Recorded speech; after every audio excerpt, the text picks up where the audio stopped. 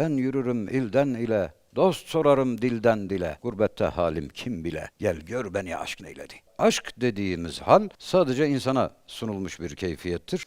Yalnızca bir özelliğimiz var ki sonsuz. Sevmek. Düşünün, bir kahvaltıyı bile sevmeden yapamayız. İşimizi severiz, eşimizi severiz, aşımızı severiz, parayı severiz, vatanı severiz, çoluk çocuğumuzu severiz. Severiz de severiz. Bu bitmez. Adeta bizi ayakta tutan tek keyfiyet bu zaten. Vedud isminin bir tecellisi sevmek, sevilmek, sevmek keyfiyeti. Yalnızca insana mahsus. Evet.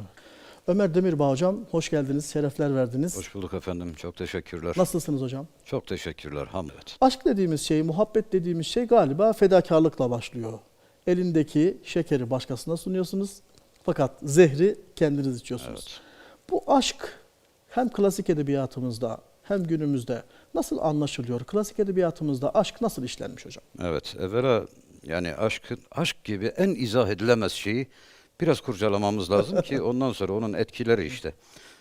Zehri kendi yutup şekeri başkası. Bunlar aşkın etkileridir, kendisi değil. Yani Tecellileri. elbette elektrik gibidir. Yani elektriğin biz etkilerini görürüz. Ta ampulün içine kadar etkisidir. Kendisinin ne olduğu hala belli değil. Aşk da böyle bir şeydir. Öyle bir tecellidir ki sadece insana mahsustur. Allahu Teala'nın Vedud isminin tecellisidir. Allahu Teala bütün isimleriyle yalnızca insanoğluna tecelli kılmıştır. Diğer canlılar da eksiktir. Hepsiyle tecelli et. Mesela melekte Şafi isminin tecellisi yoktur. Çünkü melek hasta olmaz. Hasta olmaz. Evet. İmtihan yok. Evet, evet. Vedud isminin bir tecellisi sevmek, sevilmek, sevmek keyfiyeti. Yalnızca insana mahsus. Evet. Diğer canlılarda yoktur. Benzer şeyler, ünsiyet filan, yakınlık, sevgiye benzer şeyler var da aşk dediğimiz hal sadece insana sunulmuş bir keyfiyettir. Ve adeta varlığın sebebi budur. Evet. İlim İnsanoğlunun kesbiyle, yaratılış sebebi. evet evet, paye-i rifat, arzu-i muhal imiş ancak. Aşk imiş alem, her ne var alemde. İlm bir kıylık hal imiş ancak. Varsa yoksa aşk. Ne diyordu divancı? Huzuri ne demek istiyor hocam bu? Ruh. Yani aşkın dışında, onu yaşamanın dışında gerisi dedikodudur. Evet. Gerisi anlatmaktır. Aşkın püskürtüleridir. Kendisi değil. Yani klasik geleneğimizin Evet. temel kavramı aşktır Elbette diyebilir o miyiz? noktaya gelmek. Şimdi insanoğlu insan olmak itibariyle Allahu Teala'nın bize sunduğu bütün yetenekler emanettir, sonludur, hudutludur, sınırlıdır. Biter. Yalnızca bir özelliğimiz var ki sonsuz. Eyvallah. Sevmek. Düşünün, bir kahvaltıyı bile sevmeden yapamayız. İşimizi severiz, eşimizi severiz, aşımızı severiz, parayı severiz, vatanı severiz, çoluk çocuğumuzu severiz. Severiz de severiz. Bu bitmez. Adeta bizi ayakta tutan tek keyfiyet bu zaten. Tasavvuf erbabı der ki, bu kadar sonsuz bir yetenek niçin insana verildi? Allah sadece insana vermiştir. Niçin insana bunu verdi? Varlığı sonsuz olana yöneltilsin diye. Eyvallah. Oysa çoğumuz bunu suistimal ederiz, sağa sola harcarız. Öyle geçer gider. Oysa bu bize niçin verilmişti? Sonsuz olana layıktır bu. Biz ise fanilere sararız. Fanilere harcadığımız için de cezasını görürüz. Üzüntüler, ızdıraplar, hicranlar, kıskançlıklar, ayrılıklar. Edebiyat böyle doğuyor işte. Evet, evet. Oysa asıl sevmek yeteneğinin gerçek sahibine verilebilmesi tasavvuftur zaten. Tasavvufun tek tanımı budur. Gönül pusulasını asli Kâbesine yöneltmenin yolu. Tasavvuf. Tekrar edebilir misin lütfen? Gönül pusulasını asli kıblesine yani Kâbesine Eyvallah. yöneltebilmenin yolu tasavvuftur. Eyvallah. Sendeki sonsuz sevmek yeteneğini gerçek sahibine harcayabilmek, yöneltebilmek. Dünyanın en zor işi. En zor işi. Biraz tasavvufa gireceğiz. Aşk bahsi Tabii ya. lütfen. Tasavvuf, Çıkamayacağız hatta. evet, tasavvuf nedir? Tasavvuf büyüklerinden birinin ifadesine göre tasavvuf la ilahe illallah'tır. Kelime-i tevhiddir tasavvuf. İkiye bölüyoruz. Bütün tasavvuf zaten baştan sona iki evreden ibaret. Bir la ilahe evresi, ikincisi de illallah evresidir. La ilahe ne demek? İlah yok. İllallah, Allah'tan başka. İlah yok ne demek? İçindeki bütün putları devir. Ondan başkası içinde yer etmesin. Gönlünde senin gayri siva sureti neyler? Layık mı bu kim Kabe'ye bütane desinler? Ve dünyanın en zor işi. Birinci evre kahır zehir dönemidir, çile dönemidir. Herkesin beceremeyeceği bir iştir. Milyonda bir gönüle ancak nasip olur. Mevlana Celaleddin Rumi'nin deyişine göre kaleleri fethetmekten daha zordur. Düşünün ki gözünüze Allah korusun bir kıymık batsa, onu oradan çıkarmak kolay bir şey mi? El bile yaklaşmaz. Yaklaşanı bırakmazsınız değil mi? Bir de içinize, kalbinize kadar işlemiş fani alakaları oradan temizlemek kolay mı? Onu oradan çıkarmak. Allah'tan başka hiçbir şeye yer bırakmamacasına kalbi temizlemek. La ilahe budur. Kalbi temizlerseniz, gönül dediğimiz yer bir tahttır ve tek kişiliktir. Gönüle sultan oturmalıdır. Ama biz saray soysarısını getirip oturtuyoruz. Orayı çöp tenekesine çeviriyoruz. Doldurmadığımız bir şey kalmıyor. Dolayısıyla sultan da gelmiyor. Temizlemeniz lazım. İşte o diyar diyar gezmeler, çilelere girmeler, riyazetler, bin bir türlü kahır, zehir, ızdırap çekmelerin tek sebebi kalbi temizlemek. Yoksa Yunus Emre niye Anadolu'yu baştan sona gezsin ki? Ticari bir gaye yok, bir şey yok. Ben yürürüm ilden ile, dost sorarım dilden dile. Gurbette halim kim bile, gel gör beni aşk neyledi. Niye geziyordu? Gezdim Urum ile Şam'ı, yukarı illeri kamu. Çok istedim bulamadım, şöyle garip bencileyim.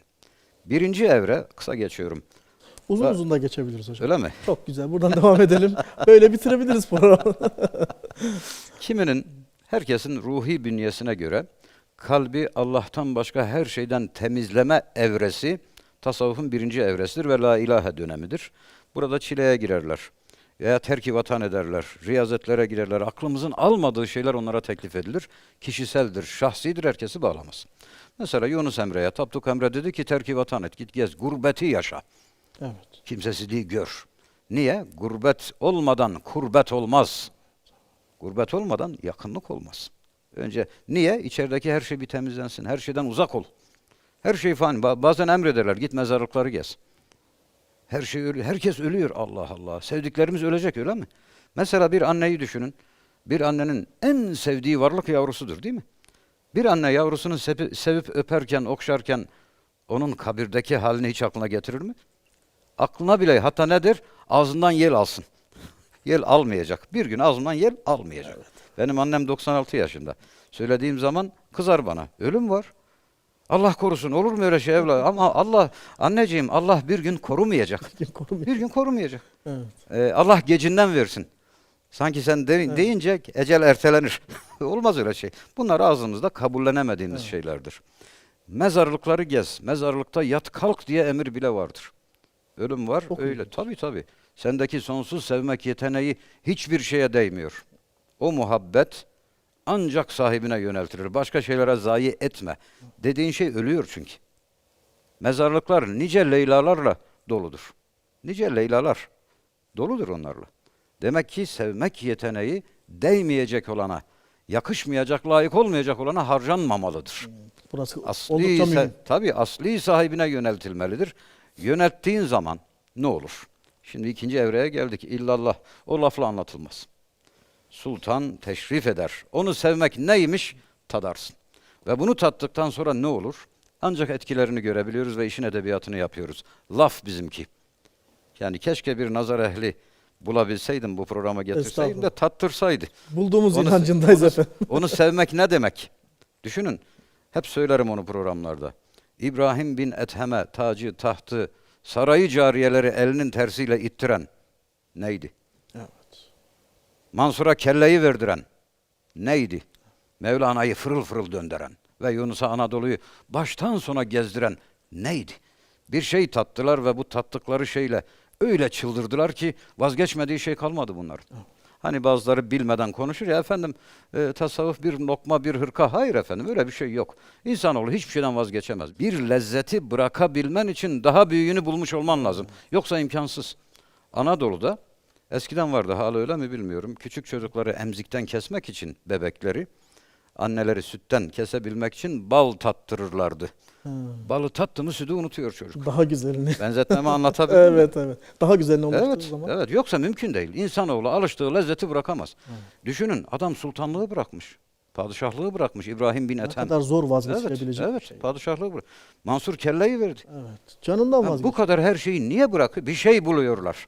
İşte o buldukları şeyin biz sadece lafını yapıyoruz. Estağfurullah. Abdülhakim Arvasi Hazretleri buyurur ki, tasavvufu lafla kitap, sohbetle, kelimelerle ya da okuyarak anlamaya kalkışmak, içi bal dolu bir kavanozu dışından yalamaya benzer. Şimdi dışından yalaması, Muazzam bir tarif. bizim yaptığımız dışından yalaması. Bir de bunu yaşamayı bir düşünün. Onu sevmek. Evet. Nasıl bir şeymiş? Seni sevmek. Zaten ulaşanların yaptığı şey de susmak galiba. Ya susmak, ya kelleyi vermek, ya da çıldırmak. Orada bir sonuca ulaştığınız zaman Elbette, artık elbette. kelama gelmeyecek bir şey olduğunu idrak ediyorsunuz. Nitekim ayet-i kerime vardır. 2 ayet aklıma geldi. Yunus suresinde Cenab-ı Allah buyurur ki, suresi Yunus, ayetin numarasını hatırlamıyorum. Allahu Teala bazen Kur'an-ı Kerim'de razı olduğu kullarından bahseder. Onların özelliklerini anlatır. Sevdiği kulları, has kulları. Yunus suresinde Allahu Teala onlardan bahsederken buyurur ki, onlara cennet ve daha fazlası vardır. Evet. Şimdi cenneti anladık da bu daha fazlası ne? Evet. Cennetten daha fazla ne olabilir? Onlara cennet ve daha fazlası vardır. Ballar bağlı mı var acaba? Daha fazlası. Yunus'un dediği Ha, gibi. Şimdi bir şeyin daha fazlasına talipseniz cenneti hor görürsünüz. Eyvallah. Bu da tabii günümüzde istismar edilen şeylerden Tabii, birisi. tabii. Zaten hüküm dediklerim mantıkla, akılla, hükümle izah edilemez. İzah edilecek Hal bir şey işidir. değil. Zira normal o mertebelere ulaşmamış herhangi bir insanın Elbette. cennetle alakalı böyle bir cümle kurması Mümkün değil. Mümkün Yani değil. şu var, cennet İcabı da yok gereği. peygamberin el açıp ya Rabbi Evet. diye istediği bir yerdir. evet. Allah'ın ikramını hor görmek kimin Evet. haddine diyor? Yani bu hususlar Elbette. çok genç izleyicilerimiz de Yani bizi istismar izliyorlar. ediliyor. Ona İstismar edilmemeli. evet. Çünkü o kendi seviyesinden bunu söylüyor. Yani Mesela cennet, yeri gelmişken buraya bir gireyim de düşünün, Lütfen. buradan bile vazgeçiyorlar. Cennet ne? Biz bize anlatılanı biliyoruz. İşte ayetler, hadislerle bildirilen en çok Vakıa suresi ve Er-Rahman suresinde Cenab-ı Allah cennetten bahseder. Böyle bir yer var. 124 bin peygamber gelmiş demiş ki böyle bir yer var. Bakın dışarıdan bir adam gelse bir olay olduğunu nakletse inanmayabiliriz ama birbirinden farklı, birbirinden habersiz, farklı vakitlerde gelen kişiler hepsi aynı olaydan bahsediyorsa şüphe kalmaz. Evet. 124 bin peygamber farklı zamanlarda, farklı mekanlarda gelmişler, cennet var demişler. Evet. Böyle bir yer var. Peygamberlerin dışında filozoflar. Nasla sabit şüphe yok. Elbette, elbette. Ya şu Eflatun'un ideler alemi nedir? Evet. Evet. evet. Akıl onu istiyor. Farklı kelimelerle aynı şeyi anlatıyor Aynı şey. insanoğlu. Böyle bir yer var. Cennet, bahçeler, huriler, saraylar bunlar değil. Bir ayette Allahu Teala o kadar veciz ifade eder ki cenneti zaten kul böyle izah edemez. Kul kelamıyla böyle bir izah olamaz. Ancak Allah bunu söyleyebilir. Nedir cennet? Allah cevap versin. La maktu'atin ve la memnu'ah. Ayet bu. Bu kadar hepsi. Orada kesiklik ve yasaklık yok. Böyle bir alem düşünün. Kesiklik yok, yasaklık yok. Kesiklik yok ne demek? Zevk bitmiyor, lezzet bitmiyor. Bunu bu dünyada anlatmak imkansız. Kafamız buna göre şekillenmiş. Evet. Her şey bitiyor çünkü. Elbette iftarda ilk lokmanın lezzetiyle son lokmanın lezzeti aynı mı? Tabii, tabii. Bir el hemen kesiyor. Tabii. Dünyanın en lezzetli şeyi insanın kendi yavrusunu sevmesidir. Ondan daha büyük zevk görmedim. Kendi çocuğunuzu ileride olacak inşallah, İnşallah. göreceksin. Alıp kucağına seveceksin. İnşallah. Onu bile bırakmıyor. Bir müddet sonra bakıyorsunuz zıpır gibi oldu. Kazık kadar adam oldu. Evet. O zevk de kalmadı. Bırakmıyor, kesiliyor. Evet. Kesik daima. Cennet ne? Orada kesiklik yok. Bakın öyle bir alem. Her lokma ebediyen ilk lokma. Evet. Ve yasaklık yok. Yasaklık ne demek? Engel yok. Engel yok. Aklınızın, iştahınızın, arzularınızın istediği hiçbir şeye karşı engel yok. Çünkü ekremel ekremin. O kerem etti mi böyle ediyor işte. Evet. O ikram etti mi böyle. Şimdi böyle bir yerden nasıl vazgeçeceksin? Mümkün mü? Ama böyle bir yerden bile vazgeçirecek bir kamaşma hali vardır, ona aşk denir. Eyvallah. Ona aşk denir. Geldi sahabi, genç bir sahabiydi. Bunu anlatmıştım zannediyorum. Mus'ab bin Umeyr. 19 yaşında şehit oldu. 20'yi görmedi bu çocuk. Peygambere o kadar meftun ki bu çocuk. Her gün geliyor, ağzını açıyor, peygamberi hayranlıkla izliyor. Ne dediği önemli değil. Sadece o cemal-i Muhammed'i seyrediyor. Ve o hal içinde, aşk hali insanı çok dillere düşürür. Evet. Mantıksız şeyler söyletir. Patavatsız bir takım konuşmalarından ötürü de Hazreti Ömer kızıyor kendisine. Ya Peygamberimizin ne biçim konuşuyor? Sus. Hazreti Peygamber ona karışmayın dermiş. Bir gün geldi, çöktü bir köşede oturdu. Belli kafası bozuk. Selam bile vermedi. Efendimiz buyurdu, ya Mus'ab hayırdır? Senin bir şeye canı sıkılmış. Dedi, evet ya Resulallah. Dün gece bir fikir aklıma geldi, sabaha kadar uyuyamadım. Hayırdır, anlat. Ya Resulallah, biz bu dünyada istediğimiz zaman, istediğimiz kadar huzurunuzda oturup sizi görüyoruz. Öbür dünyada cennet bile olsa cennet çok geniş. Kim bilir siz nerede olacaksınız? Ben nerede olacağım? Adamın derdine bak ya. Evet. Gece yatırmayan dert bu. Aklımızın ucundan Evet, geçmeyecek bir evet. şey. Ya Resulallah, ben her gün sizi görmedikten sonra cennetle cehennemin ne farkı var? Bunu diyen 19 yaşında. Aşkı Muhammedi budur işte. Aşk böyle bir şeydir. Aşkın olduğu yerde akıl yok, mantık yok, irade yok, cennet yok, cehennem yok. Aşkın olduğu yerde tek varlık vardır ve seven ve sevilen aynı şeydir. Aşk böyle bir şeydir. Şimdi Hazreti Pir Mevlana'nın bir beyti aklıma geldi hocam. Diyor ki sizin anlattıklarınızdan mülhem olarak to megu mara bedan şehbar nist ba keriman karha doşvar nist. Sen o şahın Allahu Teala'nın katına, huzuruna çıkmak için ruhsat yoktur deme. Allahu Teala kerimdir ve kerimlerle iş tutmak kolaydır. Evet. Bu aşk dediğimiz şey bir manada kerimlerle iş tutmak Evet. oluyor değil mi hocam? Evet. İşimizi kolaylaştırıyor. Tabii her iş aşkla yapıldığında bir mana ifade ediyor. İmam Gazali Hazretlerinin bir anekdotu vardı, bir kıssası vardı. Onu sizden dinleyebilir miyiz hocam? İmam İlmin Gazali Hazretleri. nasıl yapılması gerektiğiyle ilgili. İlim aşk imiş her ne var alemde. İlim bir kıylı kal imiş Kıylı ancak. kalmış. İmam Gazali. Tabi anlatılır. Bu bir menkıbedir. Ekleme var, arttırma, eksilme ama işin özüne vakıf olmak lazım. Vermek istediği mesajı almak lazım. İmam Gazali Hazretleri hatıralarını naklederken der ki 30'lu yaşlara kadar herkes bana alim desin diye okudum. Yüksek İslam medeniyeti alimler el üstünde tutuluyor. Alim olmak büyük bir şey. Nitekim hadis-i şerif var. Dünyayı isteyen ilme sarılsın, ahireti isteyen ilme sarılsın, dünyayı ahireti isteyen ilme sarılsın. Başka hadis- yol yok. Tabii ilim. Ve medeni seviyenin, uygarlığın yüksek olduğu dönemlerde hakikaten alimler baş tacı edilmiştir. Yavuz Sultan Selim'in Mısır seferi esnasında atının ayağından sıçrayan çamuru şeref bilmesi. Alimin atının ayağından sıçrayan çamur, koca cihan imparatoru ne diyor? Bu bizim şerefimizdir. Öldüğüm zaman bu kaftanı sandukamızın üzerine örtün. O çamurlarla beraber. İbn Kemal Hazretlerinin öyle sanıyorum. İsmi de işte büyük bir alimin atının ayağından sıçrayan çamuru koca imparator, koca padişah, imparator derken batılı anlamda demiyorum. Evet. Sadece ihtişamını kastederek söylüyorum. Şeref bilir. Alimlere zulmedildiği dönemlerde ise maalesef gerileriz, düşeriz, zillete uğrarız. Evet. Alim böyle bir şey. Gazali diyor ki 30'lu yaşlara kadar sırf bana alim desinler diye okudum. Hani günümüzde oğlum doktor olsun veya bizim çocukluğumuzda Cüneyt Arkın gibi olacağım derdik ya. Evet. Yüksek İslam medeniyetinde herkesin amacı alim olmaktır. Alim. Alimin uykusu cahilin ibadetinden hayırlıdır. Hadis-i şerif. Evet. Alim uyuyor. Evet. Öteki ibadet ediyor. Onun uykusu bile yine hayırlı. Alim böyle bir şeydir. Herkes alim desin diye okudum diyor. Neyse. Bir yerden bir yere seyahat ederken 7 deve kitaplarımı taşırdı diyor İmam Gazali. Kütüphanesini 7 deve Bugün yüklü. birkaç uçak. Tabii. Bir seyahat esnasında diyor, eşkıyalar yol kestiler, bütün develeri aldılar elimizden, haramiler soydular bizi. Ben dedim ki reisinizle görüşeceğim. Beni reislerine çıkardılar, başkanlarına. Dedim ki bende mücevherat, para, altın yok. Benimki kitap. İlim ehlinde başka Tabii bir şey olmaz. İşinize yaramaz, benim develerimi verin dedim. Diyor eşkıyaların reisi dedi ki, sen kimsin, mesleğin ne? Dedim ki ben alimim, böyle gerine. Dedi sen nasıl alimsin ki develer gidince hiçbir şey kalmıyor sende. Alim olan develerin peşinde olur mu? Demek kitap varsa sen alim, kitap yoksa sende hiçbir şey yok. Gazali diyor ki şimşek gibi vurdu bu beni. Ve ondan sonra kitapları aşmanın ilmini öğrenmeye çalıştım. Meğerse ilmi ledün imiş. Tasavvuf dediğimiz şey. Tasavvuf. herhalde. Buradan biraz atlayayım, bir menkıbe daha anlatayım. Lütfen. Mevlana Celaleddin Rumi molla iken, Molla Celaleddin henüz Mevlana Evet. değil. Bir medresenin bahçesinde havuz kenarında talebelerine kitap okutuyor. Ders veriyor öğrencilerine.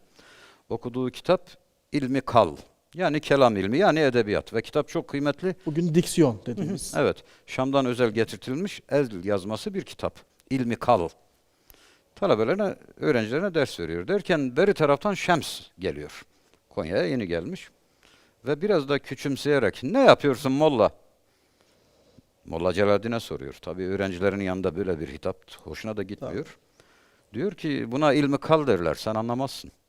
Şems'e böyle diyor. Şems yaklaşıyor, elinden kitabı çekiyor, havuza atıyor. Havuza atınca bunlar telaşlanıyorlar. Aman ne yaptın bunun yazıları bozuldu. Ta Şam'dan getirmiş. Tek nüsha. Tek kitap. Kitabı atıyor havuza. Evet. Herkes telaşlanıyor, yazıları bozuldu, biz daha nereden bulacağız filan.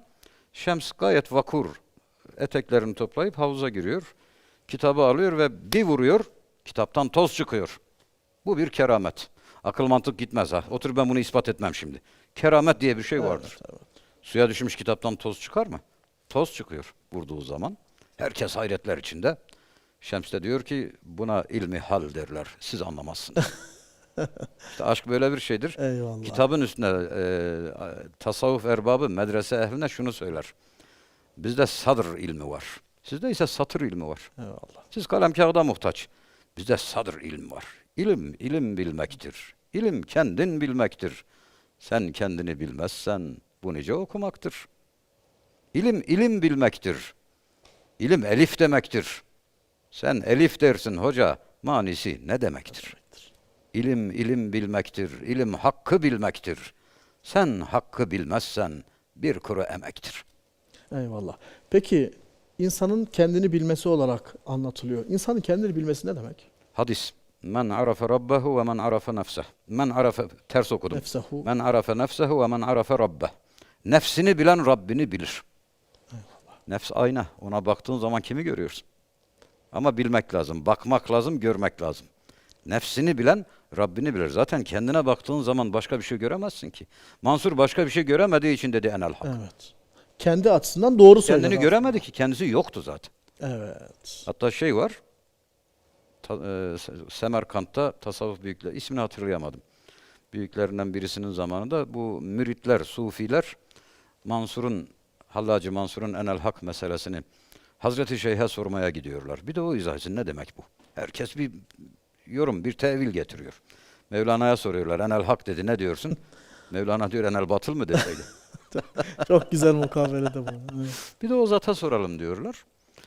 İşte o 9-10 tane sufi toparlanıp Hazreti Şeyh'e Hallacı Mansur'un enel hak meselesini sormaya gidiyorlar. Giderken de birinin bir son derece yaramaz, haşarı bir çocuk, oğlu, o da beraber gidiyor. Yerinde duramayan bir çocuk. O zamanlar 11. yüzyıl. Biz günümüzde misafir geldiği zaman şeker filan tutarız ya. O zamanlar adet her evin misafir odasında bir kase bal vardır. Küçük kaşıklar vardır. Bal tutuyorlar. Ve herkes bir kaşık bal alıveriyor. Misafire ilk ikram bu. Hazreti Şeyh'in evine gidiyorlar.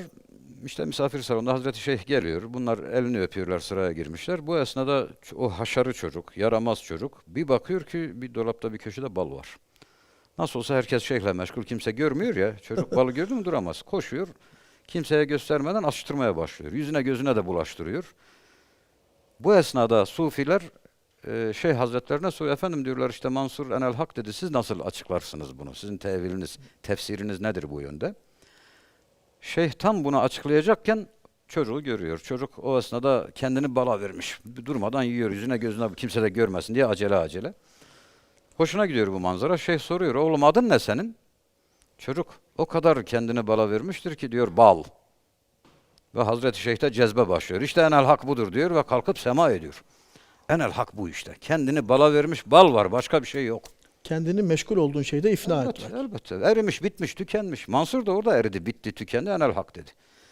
Peki bu hak mıdır? Caiz midir? Hayır değildir. Hüküm değildir. Tabii. Kişiye mahsustur, mazurdur ve geride kalmıştır. Burası çok mühim yani. Elbette. Kişiye mahsus bir Evet. şeydir ve herkesin Evet. söyleyebileceği sözler Değildir. değildir. Değil. İslam'da böyle bir şey yok. Biz genel caddede gidiyoruz. Bunlar tarihi yollar Tabii. ve kişiye mahsustur. Çok özel haller. Onu yani bu Elbette. çok karşılaştığımız bir şey. Zaten Ee, aşkın olduğu herkesin yerde haddini bilmesi akıl gerekiyor yok yani. ki. Aşkın Evet. olduğu yerde akıl yok. Akıl olmayınca sorumluluk yok. Din yok. Mevlana'dan bakın aşkı tarif ediyor. Çeşm eğer inest o ebru in ol zülfü çehre in el firake zühdü takva el vedai aklu din. Bütün mevzuyu özetledi. Eğer kaş göz dedikleri buysa, zülüf ve çehre dedikleri buysa, ey dindarlık, elveda, ey akıl ve din, alasmarladık diyor. Aşk böyle bir şeydir. Yunus demiyor mu? Seni sevmek benim dinim, imanım. Aşk böyle bir ama o noktaya gelmek lazım. Gelmeyen derse çok tehlikeye girer. Eyvallah. O hal içinde mazurdur. Orayı da geçmek de daha başka bela. Yani o bir ateş, oraya girmek. Eyvallah. Peki hocam bu sohbet çok güzel, bölmek istemiyorum. Estağfurullah. Aşk dediğimiz şey tek bir şey midir? Tek bir duygu mudur? Mesela bunun mecazisi, hakikisi, beşerisi, ilahisi falan olur mu? Yani bunu nasıl anlamak lazım? Yani başkalarına öğretmek için böyle kategorize ediyorlar da ben çok katılmıyorum buna. Bir insanda aşkı ya vardır ya yoktur. Beşerisi ilahisi olmaz. Eyvallah. Ya var ya yok. Ama öğrenciler anlasın diye yani şuna benzetiyor. Ya efendim beşeri aşk, mecazi aşk, hakiki aşk, ilahi aşk. Yani Süleymaniye'yi, Mimar Sinan'ın Süleymaniyesini ilkokul çocuğuna anlatırken çizdiğimiz krokilerle çok basite indirgeyerek anlatmaktır. Evet. 1001 derecesi vardır. 1001 derecesi vardır ve daha ilk adımı. Hayali Bey'in çok meşhur. Nedir can kim? Anı sen nazenin cana ne vermezler. Sana aşık olanlar yoluna cana ne vermezler. Daha ilk adımı candan geçmek. Ondan sonra kapılar açılır. Bu daha ilk alfabesi elifidir. Kelleden geçmeden aşktan bahsetmeyin. Kendinden vazgeçiyorsun. Elbette, elbette. Sen canından geçmeden canan arzu kılarsın. Zünnarını kesmeden iman arzu kılarsın. Çocuk gibi değeneği sen kendine at edip sen hiç meydan görmeden meydan arzu kılarsın. Diyor ya. Yunus'un diye biliyorum da başkalarının da Yazayım rastladım. size Hazretleri, He, ben de öyle hatırlıyorum. ben de öyle biliyorum. Neyse bu çok sevilen bir şey olduğu için herkes Evet, birilerine mal Her ediyor. ikisi de bir zaten. Evet. Aşkın izahı yok. Yani aşk için ya kıyamete kadar konuşmak lazım Evet. ya da kıyamete kadar susmak lazım. Ortası yoktur. Evet. Aşk böyle bir şey. Evet. Peki klasik dönemdeki yani olması gereken dönemde aşk anlayışını izah ettiniz. Peki bugün günümüze yansıyan tezahürlerine bakacak olursak bugün sanki bir yerlerde hata yapıyoruz. Ya büyük üstadların ne dediğini anlamıyoruz ya da bu bizim yaşadığımız aşk değil gibi duruyor. Yani biz bugün yaşadığımız duyguları nasıl ifade ederiz? Bir. İkincisi bir bağlantı kuracak olursak nerelerde hata yapıyoruz? Evet. Aşk eskimez, yaşlanmaz. Ta Hazreti Adem zamanında ne idiyse günümüzde de odur. O bir tecellidir ve ebediyen canlıdır. Evet.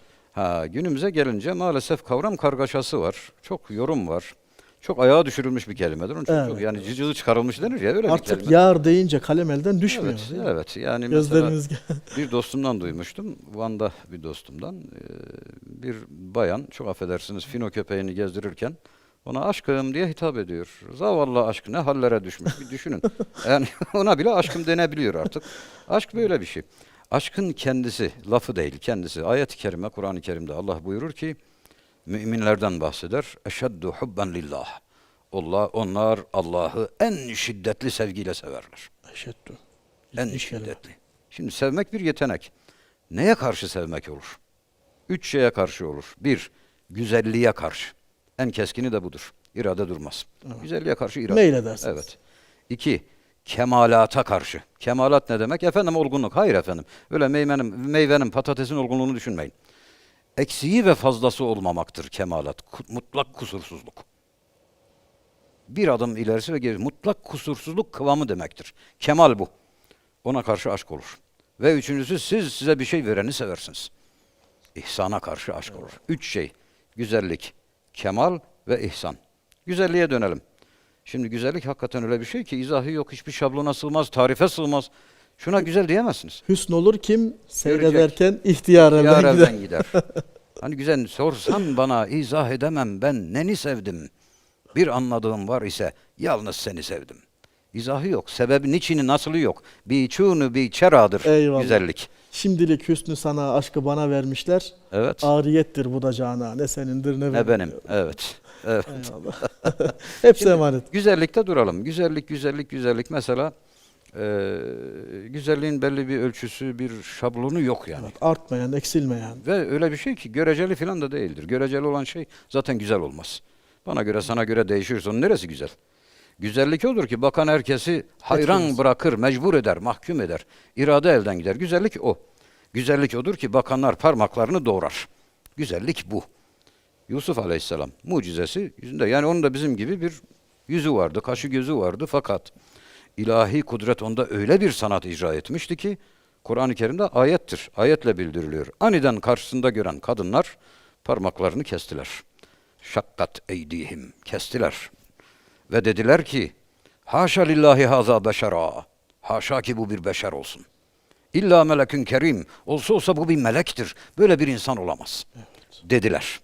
Şimdi ben bunları anlatınca ayetten herkes merak eder. Nasıldı? Keşke bir görseydik. Değil mi? Evet. Yusuf Aleyhisselam nasıldı? Keşke bir görseydik. Hatta çok duyarım. Cennete gitsem onu görmek isterim diyenler çok. Şimdi Yusuf'u bu kadar merak ediyorsunuz. Bir de onu yapanı bir düşün. Güzelliği halk edeni düşünün. Mevlana der ki, bir rübaisinin Türkçesini söyleyeyim. O şarapla sarhoşum ki kadehinde nakşi aşk. O ata binmişim ki onun yemi aşk. Ben o varlığa kulum ki onun kulu aşk. Güzellik de onun kulu kölesi. Güzellik ne ki? O güzelliğin de üstünde. Güzellik de onun yarattığı bir şey. Bir meczup zat vardı. Hakikaten tüylerimi diken diken etmişti. Dua ederken fısıldadı. Ben de dinliyorum gizli. Aslında dinlememem gerekirdi ama çok merak ettim. Aynen şöyle diyordu. Ya Rabbi diyordu, ben cenneti ne yapayım? Onu da yaratmışsın, beni de yaratmışsın. Cennet de benim gibi yaratılan bir şey. Ben onu ne yapacağım? Ben seni istiyorum, seni. Allah Allah. Demiştim, bunu kulağımla işittim. Sofilere sohbet gerek. Zahitlere cennet gerek. Mecnunlara Leyli gerek. Bana seni gerek, seni. Aşk odur ki aşkı halk edene yönelsin. Kalp onun için verilmiştir. Bu kadar sonsuz bir yetenek ona harcansın diye verilmiştir. Ancak milyonda bir gönüle nasip olur. Herkese de olmuyor işte. Evet. Milyonda bir gönül. Biz işin edebiyatını yaparız. Lafını, magazinini konuşuruz. Ve böyle ders olur. Bundan düşünün, edebiyatı bile ders. Aşk böyle bir şeydir. Edebiyatı bile güzel. Yani. Tabii, gayet tabii. Gayet Eyvallah. Şimdi hocam, Hanif isimli bir şairimiz var. Çok da tanıdığımız, bildiğimiz bir şair değil ama. Hanif. Hanif. Mükemmel bir beyti var. Onu arz etmek istiyorum. Oradan devam edelim. Aşk için saf eyle gel sufi, deruni kalbi kim? Zeyneder kaşanesin elbette mihman isteyen. Eğer mihman istiyorsan, eve bir misafir gelecek diyorsan, o kalp evini temiz tutman gerekiyor. Hazırla. Peki aşkla bu kalp temizliği arasında nasıl bir La ilişki var? ilahe dönemidir. Kalbi hazırlamak zordur. Eyvallah. Dünyanın en zor, en kahırlı, zehirli, sancılı işidir. Az önce dedim ya, gözünden bir şey, gözünü temizlemek bu kadar zor. Bir de kalbi temizlemeyi düşünün. İnsanın içine işleyecek. İçinizdeki bütün fani alakaları, ilgileri sileceksiniz. Putlar devrilecek ve siz sarsılmayacak mısınız? Evet. İnsan mahvolur. Bütün putlar yıkılıyor. Elbette. Elbette. Bir hedefe odaklanıyorsunuz. Olması gereken hedefe Elbette. odaklanıyorsunuz. O O noktada- zaman çok özür dilerim. Bir insanı manevi manada hedefe götüren en kuvvetli unsur aşktır diyebilir miyiz? Tabii, En kestirme yol. Evet. Niye insan melekten üstün? Değil. Melek niye insana secde etti? Değil mi? Çünkü insanda bütün tecelli var. Aşk da var. Melek insana göre geridedir. Ve şeydir, mesela Nesimi aklıma geldi. Bu La ilahe illallah dönemi. Evet. Diyor ki, çünkü bildin müminin gönlünde Beytullah var. Niçin izzet etmedin ol beyte kim? Allah var. Tek tecelligah kalp. Zahidi zerraklerin dilinde daim la ilah. Aşık-ı sadıkların gönlünde illallah var. Eyvallah. İşte ikinci evre bu. Eyvallah. Onu sevmek. Onu sevmek nasıl bir şey? Bir kere tattırsın, başka ne dünya kalır, ne ahiret kalır, ne cennet kalır, ne cehennem, ne Yusuf kalır. Seni sevmek böyle bir şeymiş. Biz Allah'a iman ederiz. İmanla da kurtuluruz inşallah. Ben cennete gideceğim diyorsan Allah'ın emir ve yasaklarına uy. Peygamberi gelmiş, kitapları belli. Bu işin yolu haritası var. Evet. Ama ben onu istiyorum diyorsan iş değişti. Hedef büyütürsen. Onu istiyorum diyorsan iş değişir. Onun da yolu başkadır. Kolay da değildir, ucuz değildir bu işler. Çok zor bir şey tabii. Evet. Eyvallah. En başta ilk olarak canınızdan vazgeçiyorsunuz. Yani insanın Yani en değerli vazgeçmek, şeyi fedakarlık etmek. Bakın hafız aklıma geldi. Çok ünlü beyti vardır. Yüzlerce nazire yazılmış. Eğer an Türk-i Şirazi bedestara dilimara behale hindi yaşbahşem Semerkandu Buharara. Diyor ki o sevgili bize birazcık meyletse Semerkand ve Buhara'yı feda ederim diyor. Yeter ki birazcık bize bakıversin. Timur fethediyor İran'ı filan. Hafız-ı Şirazi'yi çıkarıyorlar huzuruna. Perişan, üstü başı yırtık pırtık. Diyor koskoca Semerkand'ı Buhara'yı veriyordun. Bu ne hal? Deyince sultanım diyor, bol keçeden harcamak bizi böyle yaptı işte.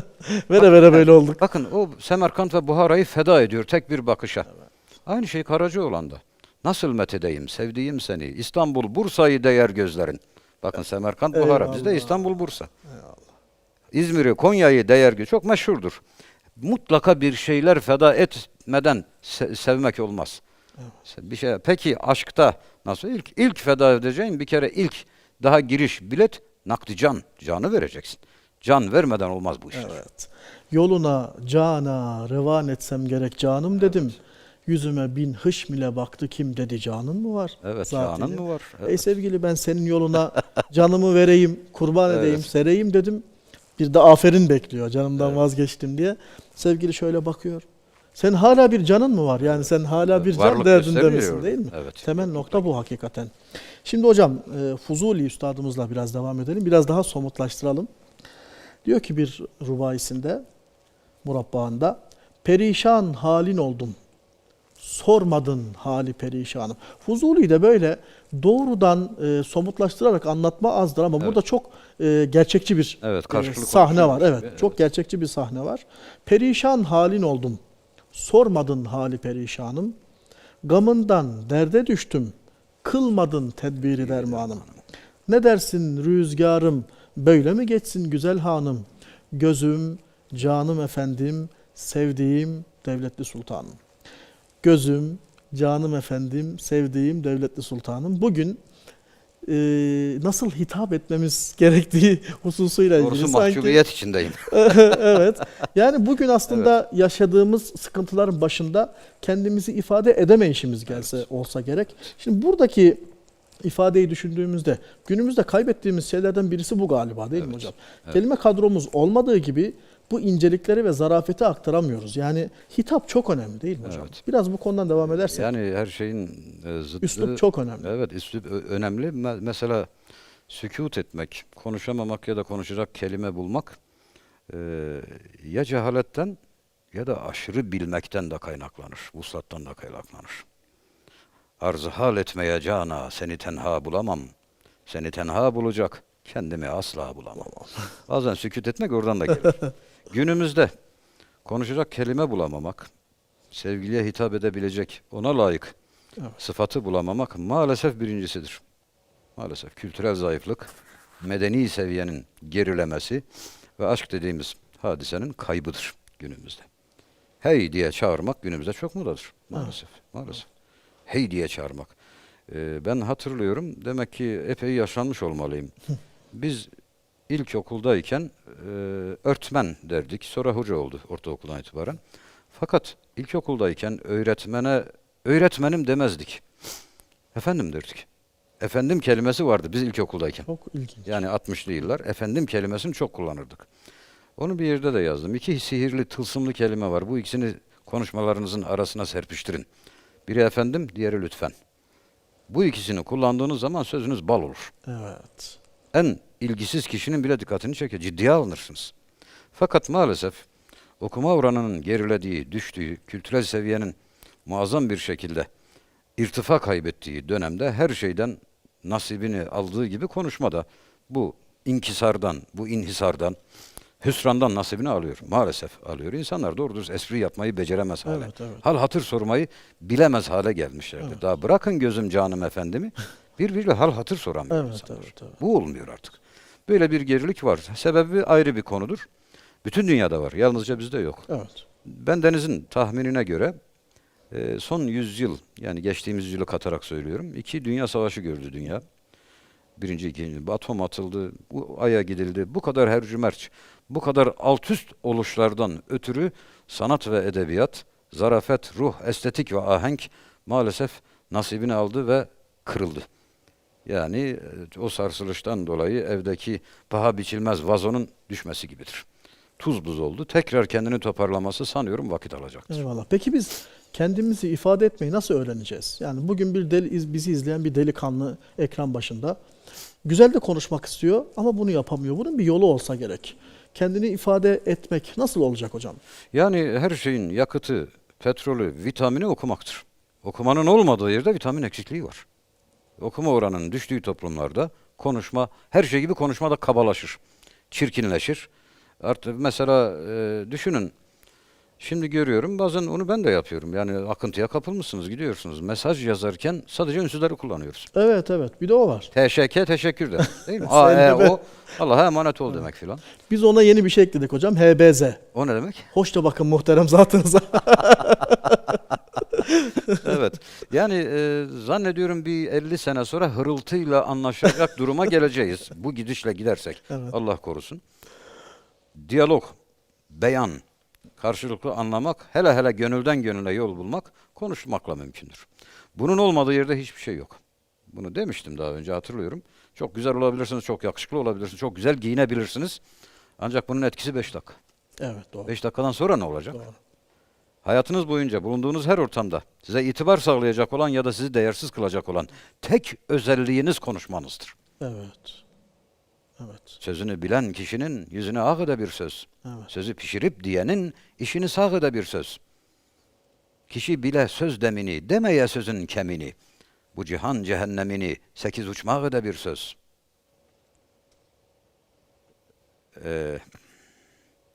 Sözünü bilen kişinin Yunus Emre'ye aitti. O şeyi unuttum. Hatırlamaya çalışıyorum da.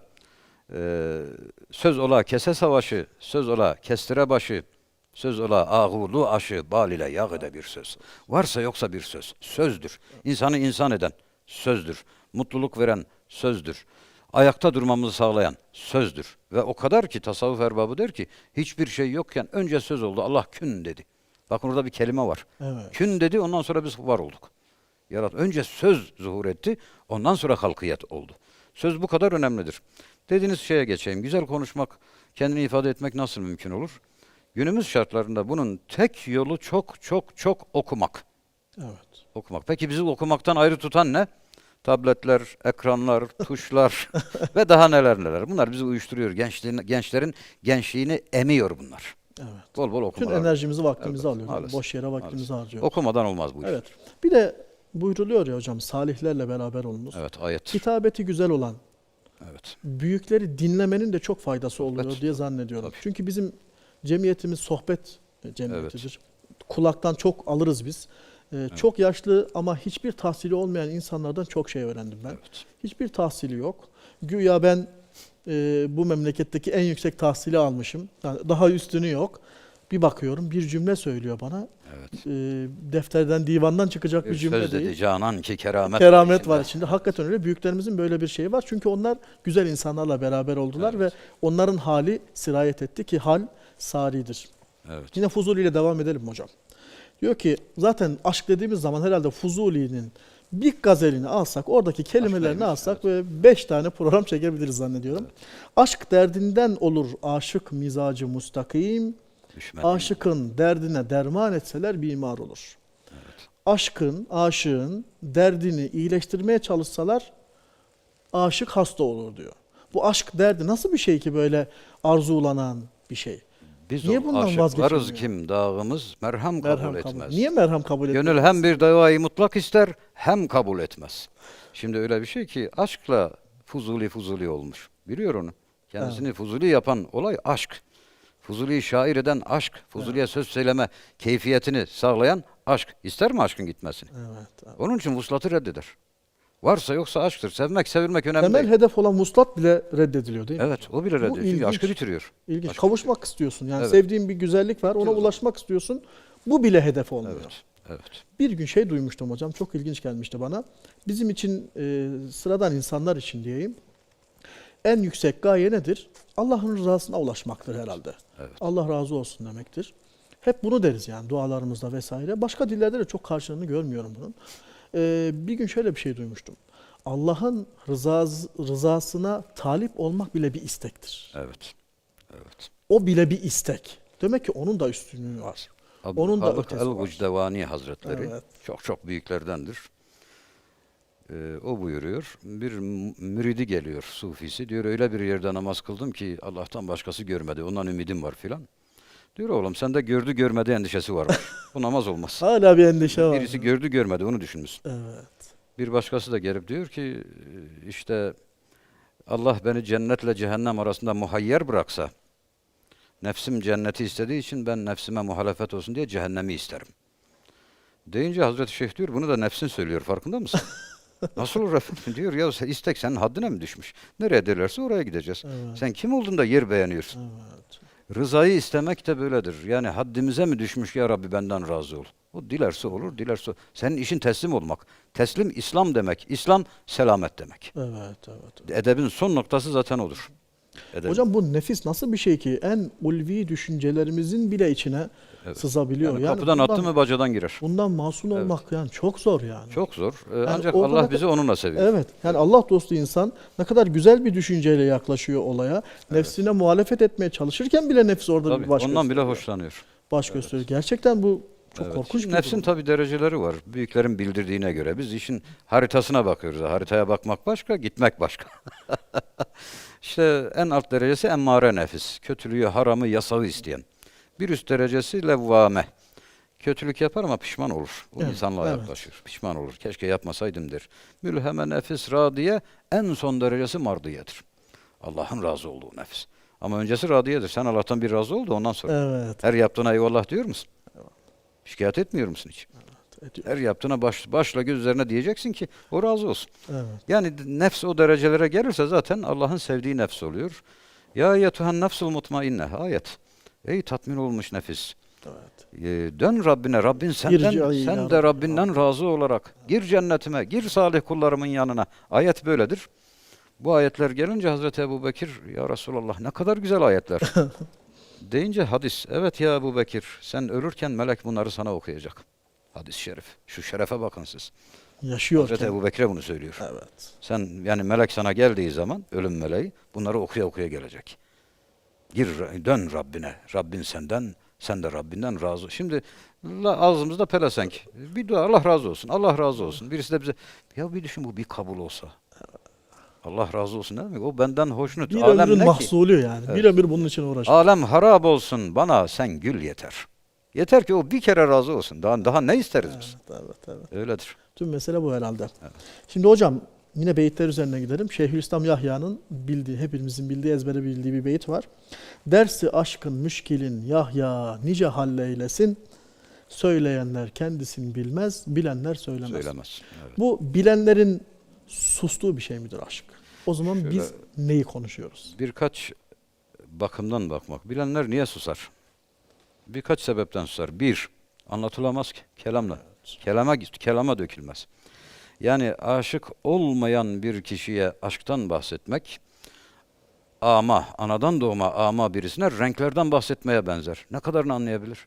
Anadan doğma gözleri olmayan birine renkleri nasıl izah edebilirsiniz? Çünkü tatmamış, bilmez. O yüzden susmak gerekir. Bir. İkincisi aşkın olduğu yerde fitne var. Fitne çok. Aşkın olduğu yerde mutlaka fitne olur, karışıklık olur.